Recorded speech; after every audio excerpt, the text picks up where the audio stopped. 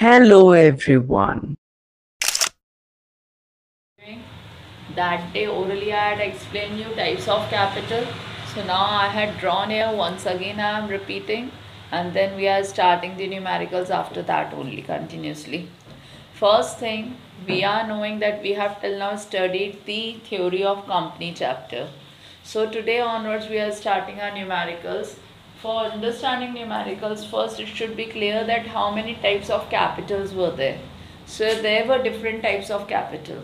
First capital is called as authorized capital, which is also called as registered capital or nominal capital. Anybody is remembering what do you mean by authorized capital?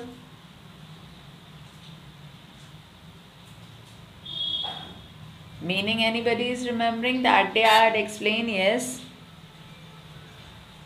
Ma'am, this capital is registered in the memorandum of association. Yes, beta. This capital is registered in the memorandum of association when we are getting registrar's registration certificate from the registrar office. And one thing more is there. In this, maximum limit of the capital is written, that maximum how much we can collect from the public. That it is divided into two parts, that is issued capital and unissued capital. Issued capital, who is going to tell me? Issued capital means? Ma'am, money which raised by the company. Issued by the company. What is that? Issued by the company to the public. Part of authorized capital which is issued by the company to the public is called authorized capital. Issued capital. And unissued capital is also called as reserve capital, which the company is going to ask during the winding up. Winding up के time पे जब company मांगेगी public से, that capital is called as unissued capital, or that capital is called as reserve capital also. So now issued capital meaning is also clear. Subscribed capital. Subscribed capital means how much public is applying. जैसे suppose मान लो मेरी authorise capital है 10,000 shares. 10,000 shares at the rate of 10 each मेरी authorise capital है. मतलब मैं इतना maximum public से मांग सकती हूँ. बट इसमें से अब मुझे परमिशन अभी मैं पूरा नहीं मांगना चाह रही हूँ. इसमें से मैं 8,000 shares at the rate of 10 each public से अभी मांग रही हूँ. बाकी 2,000 मैं अभी नहीं मांग रही. तो 2,000 shares at the rate of 10 each जो मैं नहीं मांग रही वो कहलाएगा unissued capital, which is also called as reserve capital. Then अब मैंने मांगा है पब्लिक से 8,000. पब्लिक इसमें से मुझे अप्लाई कर रही है 7,000. तो 7,000 shares at the rate of 10 each के लिए पब्लिक ने अप्लाई करा है. पब्लिक ने एप्लीकेशंस भेजी हैं. तो जितना पब्लिक एप्लीकेशन भेजती है उसको हम क्या कहते हैं? Subscribed capital. और जितने के लिए पब्लिक ने मैसेज नहीं भेजा है, पब्लिक ने हमें 1,000 shares at the rate of 10 each के लिए पब्लिक ने अप्लाई नहीं किया, तो वो क्या कहलाएगी? हमारी अनसब्सक्राइब्ड कैपिटल. आई बात समझ में? सब्सक्राइब्ड और अनसब्सक्राइब्ड सबको क्लियर हुई क्या होती है?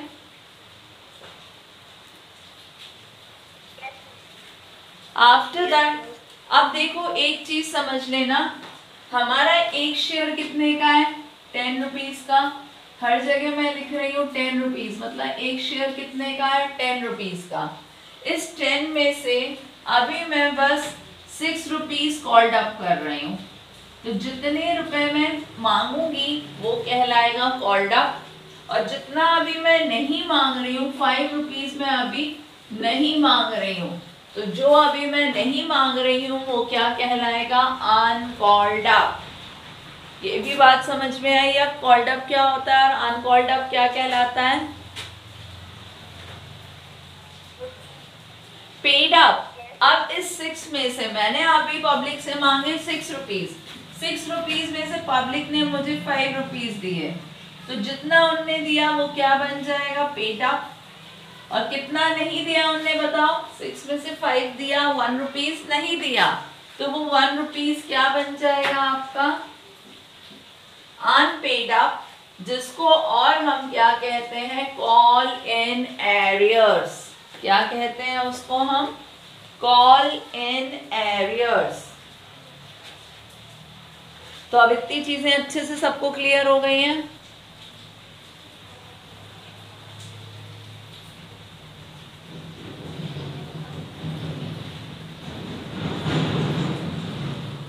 This flow chart is clear to everyone now.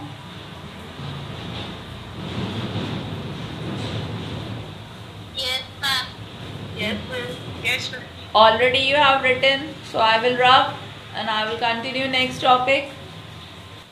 We will be going to start questions from question number 7. अभी मैं directly question number 7 से समझाऊंगी journal entry. बुक में स्टार्टिंग बैलेंस शीट है, बैलेंस शीट अभी मैं रुक के समझाऊंगी, पहले आपको जर्नल सिखा दूं।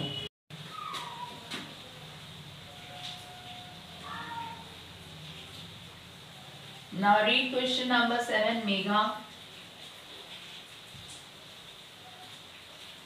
Then I am also explaining what is new in this question now. First question we are starting by this only.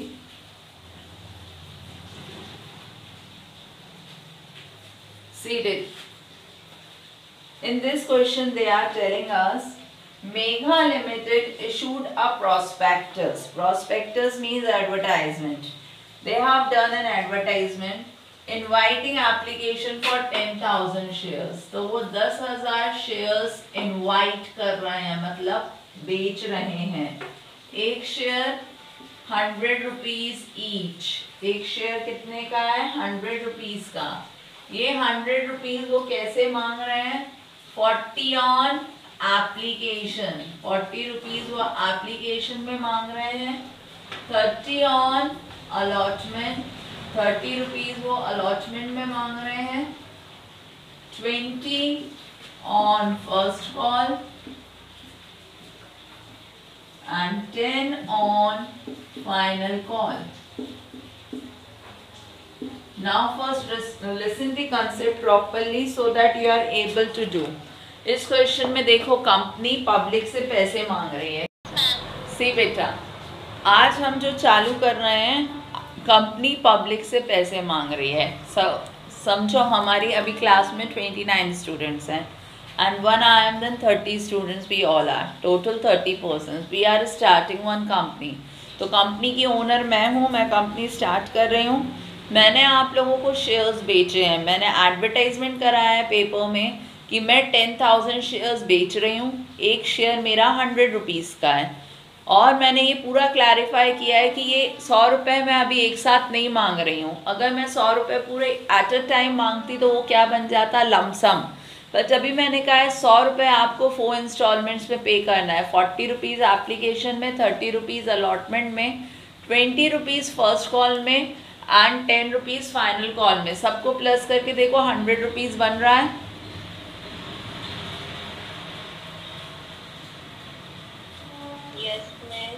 ठीक है ना। तो मैं हूँ कंपनी वाली, मैंने एडवर्टाइजमेंट करा है पेपर में। अब आप लोग सब ने वो पेपर में न्यूज़ पढ़ी और आप लोग इंटरेस्टेड हो मेरी कंपनी के शेयर्स खरीदने के लिए। तो सबसे पहले आपको कौन से पैसे देने पड़ेंगे, मुझे एप्लीकेशन के पैसे देने पड़ेंगे। बट जो एप्लीकेशन के पैसे देगा वो श्योर नहीं है मैं वो मेरा शेयर होल्डर बना कि नहीं। आप लोग सब अभी भेज दोगे मेरे पास पैसे।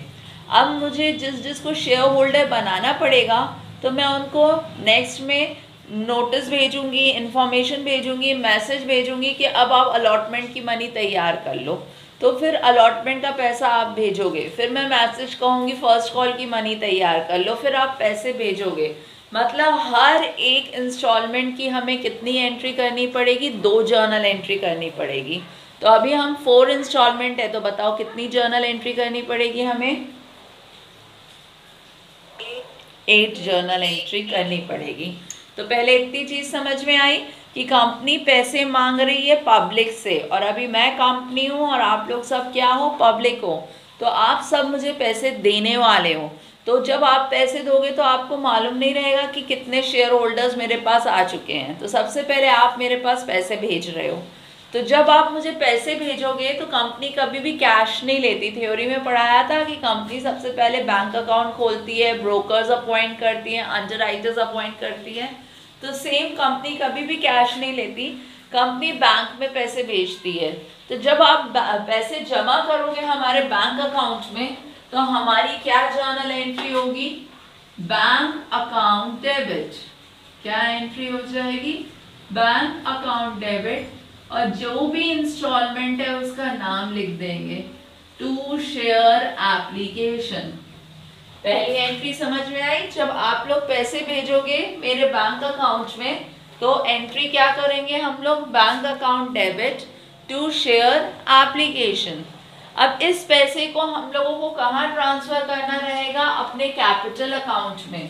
तो हमारी सेकेंड जर्नल एंट्री जो होगी वो ये होगी, share application account debit to share capital. ये दो जर्नल एंट्री होंगी जब पैसे आएंगे। एक इंस्टॉलमेंट की दो एंट्री होने वाली है, और यही एंट्री हर बार होनी है, बस नेम चेंज होते जाएंगे। तो आपको ये दो एंट्री याद करनी है। बताओ फर्स्ट एंट्री क्या है, first entry and second entry share applicable account debited to share capital, to share capital.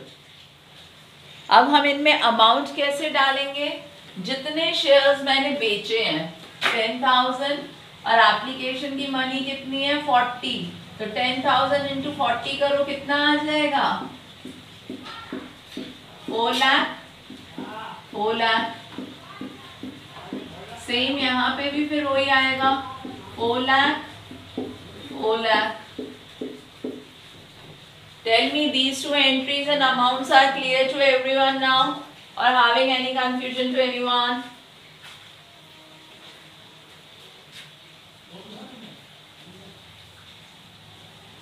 Is it clear? Yes. To everyone? Yes, ma'am. Okay. Then now next entry, अब हमें कौन सी करनी है, allotment की। Next entry किसकी करनी है, application की दो एंट्री हो गई। अब हमारी टर्न है अलॉटमेंट की। तो अब सुनो, अलॉटमेंट की एंट्री के टाइम पे हमारी क्या होगी, ये जो सेकेंड एंट्री है वो फर्स्ट बन जाएगी, और फर्स्ट एंट्री जो है वो सेकेंड बन जाएगी। ऐसा क्यों होगा, क्योंकि पहले हम आपको मैसेज भेजेंगे कि आप पैसे तैयार कर लो, हम ड्यू करेंगे, हिसाब बनाएंगे कि आप अपने अलॉटमेंट की मनी रेडी कर लो। तो जब हम रेडी करने की एंट्री करेंगे तो उसमें सीधे तो बैंक वाली एंट्री कर ही नहीं सकते, इसीलिए अब हमारी पोजीशन चेंज हो जाएगी। ये जो सेकेंड एंट्री है वो अलॉटमेंट की फर्स्ट एंट्री बन जाएगी, और उसके बाद जब पैसे आएंगे तो बैंक वाली एंट्री क्या बन जाएगी, सेकेंड एंट्री। आई बात समझ में कि नहीं आई? तो अब हमारी अलॉटमेंट की एंट्री बनेगी। तो जो हमने शेयर एप्लीकेशन लिखा है, शेयर एप्लीकेशन की जगह अब हमें क्या लिखना है, शेयर अलॉटमेंट। यही दो एंट्री है, बस नाम चेंज होते जाएंगे और पोजीशन चेंज होती जाएगी सीक्वेंस एंट्री का। तो share allotment account debit to share capital, बाकी वही की वही एंट्री हुई, बस हमने एप्लीकेशन की जगह क्या लिख दिया, अलॉटमेंट। और फोर्थ एंट्री अब हमारी क्या बन जाएगी, फर्स्ट एंट्री जो है वो इसकी सेकंड बन जाएगी। तो बैंक शेयर एप्लीकेशन की जगह यहाँ पे भी क्या लिख दिया जाएगा, शेयर अलॉटमेंट। तो bank account debit to share allotment. Now tell me whether both the entries, these sequence is also clear to you? बताइए, ये सीक्वेंस क्लियर है सबको?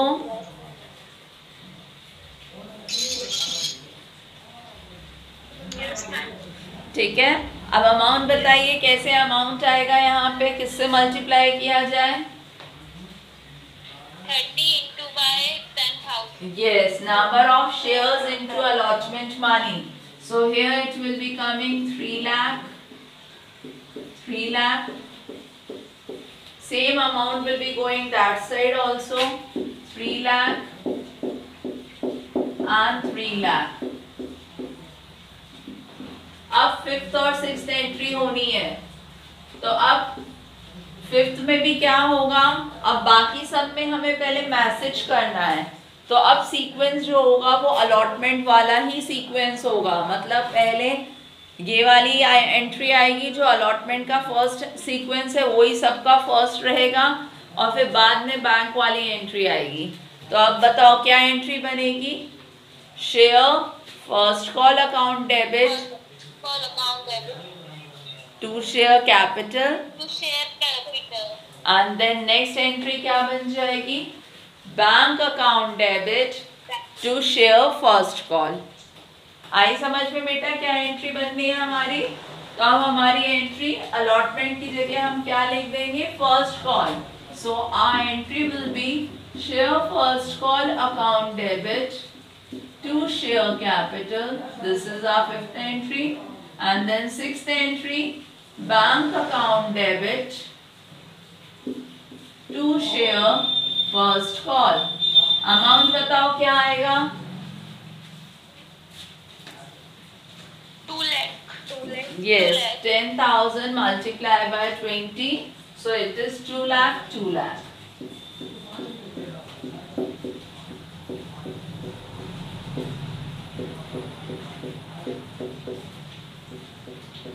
Then next सेवेंथ और एट्थ एंट्री क्या बनेगी अब बताओ? Share final call account debit to share capital. Yes, share final call account debit to share capital, and after that what will be the entry? Bank account debit to share final call account. Yes, then next is bank account debit to share final call, and amount what will be coming? 1 lakh. Yes, 1 lakh. So everywhere we have to write 1 lakh, 1 lakh.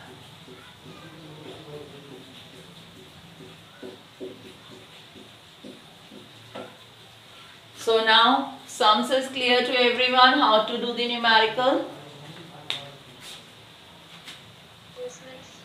तो बस first application में क्या sequence आएगा? पहले bank की entry आएगी, बाद में कैपिटल, बाकी सब में पहले कैपिटल की एंट्री आएगी, बाद में बैंक की एंट्री आएगी।